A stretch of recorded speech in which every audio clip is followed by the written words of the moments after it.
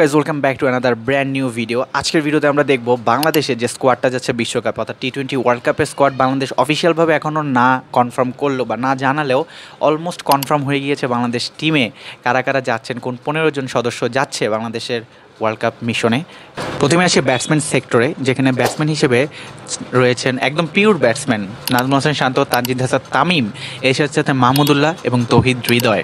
Allrounder ক্যাটাগরিতে বাংলাদেশের না সারা পৃথিবীর 1 নম্বর অলরাউন্ডার সাকিব আল হাসান, তারই সাথে সাথে রিশাদ হোসেন রয়েছেন সৌম্য সরকার, শেখ মেহেদি এবং মোহাম্মদ সাইফুদ্দিন, তারা অলরাউন্ডার ক্যাটাগরিতে আসে। বাংলাদেশ 2 জন কিপারকে নিয়ে যাচ্ছেন, একজন লিটন কুমার দাস, আরেকজন backup keeper Jaker Ali. Yes, Jaker আলীকে দলে ইনক্লুড করা হয়েছে। বলারের সেকশনে আসি, যেখানে বলারদেরকে 3 জন বলার তো আমরা অ্যাজ ইউজুয়াল সিলেক্টিভ অলরেডি আগের থেকেই রয়েছেন, তাসকিন আহমেদ, শরীফুল ইসলাম, মোস্তাফিজুর রহমান, এর সাথে তানজিব সাকিবকেও অ্যাড করা হয়েছে। নেক্সট যে বিষয়টা, বাংলাদেশ এই স্কোয়াডটা কতটুকু সম্ভাবনা রয়েছে, আমি যদি আমার পার্সপেক্টিভ থেকে বলি, বাংলাদেশের এই স্কোয়াডটাতে আমি ভালো সম্ভাবনা দেখছি যদি তারা তাদের ক্যাপাবিলিটি অনুযায়ী একটা ভালো পারফরমেন্স দিতে পারে।